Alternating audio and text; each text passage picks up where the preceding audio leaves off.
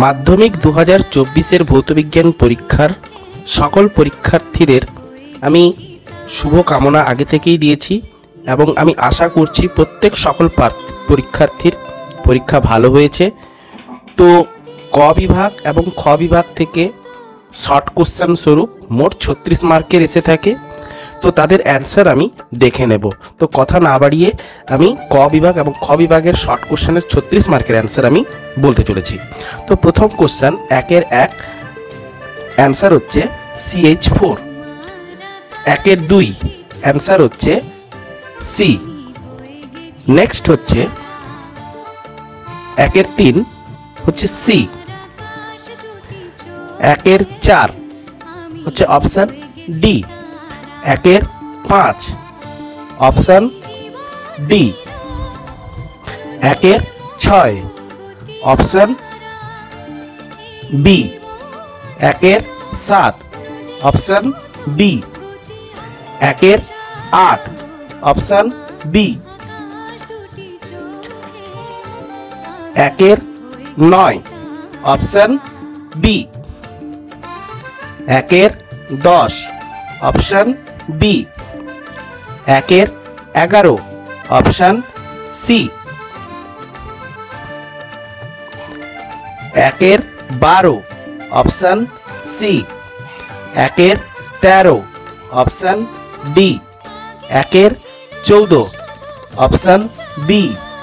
1-এর 15 option C. এরপরে আসছে খ বিভাগ থেকে খ বিভাগ। এরপর আসছে খ বিভাগ থেকে 1 নম্বর কোশ্চেন। 1 নম্বর কোশ্চেনের অ্যান্সার হচ্ছে ক্লোরিন, জায়মান ক্লোরিন প্লাস O3 অ্যারো দেবে ClO জায়মান প্লাস O2। এরপর আসছে 2 নম্বরটা, 2-এর 2 যেটা বলবো। তো বায়ুমণ্ডলে কোন স্তরে সর্বনিম্ন তাপমাত্রা লক্ষ্য করা যায়? লিখবে মেসোস্ফিয়ার। এটাই লিখেছো তোমরা সবাই। এর অথবা কোশ্চেনটাকেও লক্ষ্য করো। এর অথবা যেটা এসছে দেখো, আন্তর্জাতিক স্পেস স্টেশনের কক্ষপথটি বায়ুমণ্ডলের কোন স্তরে অবস্থিত? তোমরা লিখবে থার্মোস্ফিয়ার। এটাই লিখেছো। যদি লিখে থাকো অপশানটা অথবা কোশ্চেনের, তো অ্যান্সার হবে থার্মোস্ফিয়ার। তো 2-এর 3 তো পি বনাম 1/v লেখচিত্রে প্রকৃতি কিরূপ? লিখবে মূল বিন্দুগামী, বিন্দুগামী, সরল রৈখিক, সরল রৈখিক। এটাই লিখেছো তোমরা। তো 2.4 পরম শূন্য উষ্ণতার সঙ্গে গ্যাসের ঘনত্বের সম্পর্কটি লেখো। তো D = PM/RT। এটাই হচ্ছে তার অ্যান্সার। তো 2.5 তো অ্যালুমিনিয়ামের দৈর্ঘ্য প্রসারণ গুণাঙ্ক দিয়ে রেখেছে। SI পদ্ধতিতে তার মান কত হবে? অ্যাজ ইট ইজ রেখে দেবে 24 × 10⁻⁻6 কেলভিন টু দি পাওয়ার -1। এর অথবা কোশ্চেনটা লক্ষ্য করো। কোন সূত্র থেকে গ্যাসের আয়তন প্রসারণ গুণাঙ্কের মান পাওয়া যায়? লিখবে চার্লসের সূত্র। কোন সূত্র লিখবে? চার্লসের সূত্র। নেক্সট 2.6 হচ্ছে আপতন কোণ বাড়লে মাধ্যমের প্রতিসরাঙ্ক বাড়বে না কমবে? লিখবে অপরিবর্তিত থাকে, অপরিবর্তিত থাকে, কোনো পরিবর্তন হয় না। নেক্সট 2.7 লিখবে 2F এর বেশি দূরে, 2F এর বেশি দূরে বস্তু যে পার্শ্বে অবস্থান করে প্রতিবিম্ব বিপরীত পার্শ্বে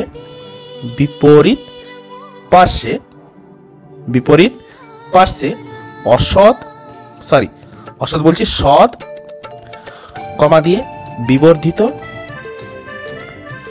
বিবর্ধিত হয়। নেক্সট আছে 2.8 তো তুল্য রোধ R equivalent = R1 R2/R1 + R2। Third রেজিস্ট্যান্সটা হচ্ছে R3। তো এটাকে আমি যদি সলভ করি 6 × 3/6 + 3 + 1, দ্যাট মিনস চলে আসছে 3 ওহম। নেক্সট আছে 2.9 বাল্যচক্রের ঘূর্ণনের অভিমুখ কোন সূত্র দ্বারা নির্ণীত হয়? তো 2.9 হচ্ছে ফ্লেমিং এর বাম হস্ত নিয়ম, ফ্লেমিং এর বাম হস্ত নিয়ম। নেক্সট 2.10 নিয়ন্ত্রিত শৃঙ্খল বিক্রিয়ায় একটি ব্যবহারিক প্রয়োগ লিখবে। এটা অ্যান্সার হচ্ছে পারমাণবিক বিদ্যুৎ কেন্দ্র, পারমাণবিক বিদ্যুৎ কেন্দ্র। আচ্ছা, বা কেন্দ্রে। আচ্ছা, নিউক্লিয় সংযোজনের আগে নিউক্লিয় বিভাজন ঘটানো হয় কেন? তো এটা লিখবে উচ্চ তাপ শক্তি, এখানটা লিখে দিচ্ছি, উচ্চ তাপ শক্তির প্রয়োজনে। কত তাপ শক্তির প্রয়োজন হয় না 10⁷ থেকে 10⁸ ডিগ্রি সেন্টিগ্রেড, এত উষ্ণতার প্রয়োজন হয়। তো প্রচুর পরিমাণে তাপ লাগে।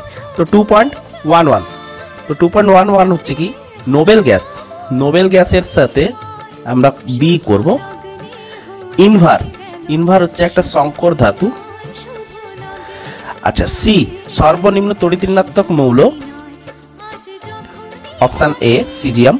ZnO plus C plus ZnO plus CO হচ্ছে কার্বন বিজারণ পদ্ধতি। ক্লিয়ার হলো? নেক্সট কোশ্চেন দেখো 2.12, জল ও বেঞ্জিনের মধ্যে কোনটি KCl এ দ্রবীভূত হয়? তো 2.12 হচ্ছে জল। 2.13, জলের তড়িৎ বিশ্লেষণের সময় কোন তড়িৎদ্বারে জারণ ঘটে? লিখো অ্যানোড।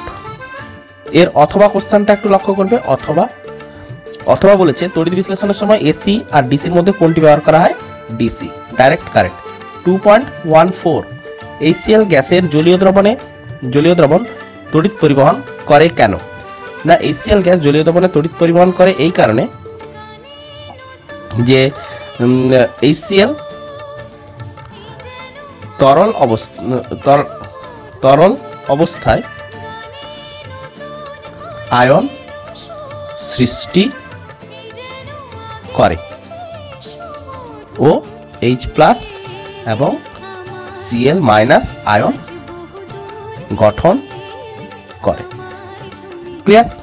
তো 2.14 গেল। 2.15, অ্যামোনিয়া থেকে উৎপন্ন একটি জৈব সারের নাম আর সংকেত।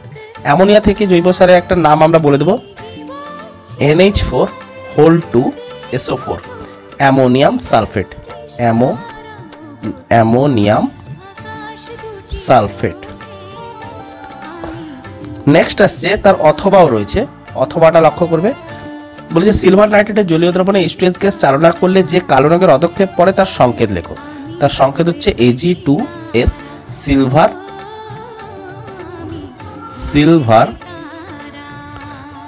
সালফাইড। সালফাইড। 2.16, মেলামাইন প্রস্তুতির জন্য কোন যৌগ ব্যবহৃত হয়? মেলামাইন প্রস্তুতির জন্য যে যৌগটা ব্যবহার হয় সেটা হচ্ছে ইউরিয়া। আচ্ছা, নেক্সট হচ্ছে 2.17, ইউরিয়া ব্যবহার হয় এবং তার সাথে জিঙ্কও থাকে, ZnO থাকে। আচ্ছা, নেক্সট আছে 2.17, C2H6O সংকেত দ্বারা যে দুটি ভিন্ন কার্যকরী মূলক যুক্ত জৈব যৌগ চিহ্নিত করা হয় তার নাম লেখো। তার নাম হচ্ছে CH3O CH3, এর নাম হচ্ছে ডাইমিথাইল ইথার। আরেকটা হয় CH3 CH2OH ইথাইল অ্যালকোহল, এর নাম হচ্ছে ইথাইল অ্যালকোহল। ক্লিয়ার? নেক্সট আসছে 2.18, এলপিজি এর মূল উপাদানের গঠনমূলক সংকেত লেখো। তো এলপিজি এর মূল উপাদান হচ্ছে বিউটেন, এর গঠনমূলক হচ্ছে C4H8। তার অথবা কোশ্চেনটা দেখো 1122 টেট্রাব্রোমো ইথেনের গঠনমূলক সংকেত লেখো। ইথেন CH বন্ড CH11, তাহলে ফার্স্ট কার্বনে ব্রোমিন, দুটো ব্রোমিন দেবো, সেকেন্ড কার্বনেও দুটো ব্রোমিন দিয়ে দেবো, দিয়ে এটা চিহ্নিত করবো 1, এটা হচ্ছে 2। তো এটা হচ্ছে মানে ক বিভাগ এবং খ বিভাগ থেকে 36 মার্কের শর্ট কোশ্চেন আমরা রেডি করলাম। তো এরপরে গ বিভাগের থেকে যে সকল শর্ট কোশ্চেনগুলো আছে সেগুলো তোমরা অবশ্যই করে নেবে, বা যদি প্রয়োজন মনে হয় তোমরা যদি চাও তাহলে আমি তাও দিয়ে দেব। গ বিভাগের এই সকল কোশ্চেনগুলো যদি চাও তাহলে আমি দিতে রাজি, দিয়ে দেব। তোমরা কিন্তু কমেন্টে জানাও, কমেন্ট করো। নেক্সট এই যে 4.3 সকল অঙ্কগুলো যদি করতে বলো তাহলে তাও আমি করে দেবো। 4.4 ঘ বিভাগের কোশ্চেনগুলো সকল অঙ্কগুলো আমি কভার করে দেবো। তো তোমরা শুধু জাস্ট খালি একটা কমেন্ট করো, তো কমেন্ট না করলে আমি কি করে উৎসাহিত হব। তো আজকের মতো এতটুকুই থাকলো। তো প্রত্যেকে আমি এতটুকুই বলবো যে তোমরা মন দিয়ে ভালো করে ক্লাস 11-12 পড়াশোনা করবে। তো আমার চ্যানেলকে যারাই সাবস্ক্রাইব করেছো তাদের খুব খুব ধন্যবাদ। আর তোমরা মন দিয়ে পড়াশোনা করো, এগিয়ে যাও। Best of luck.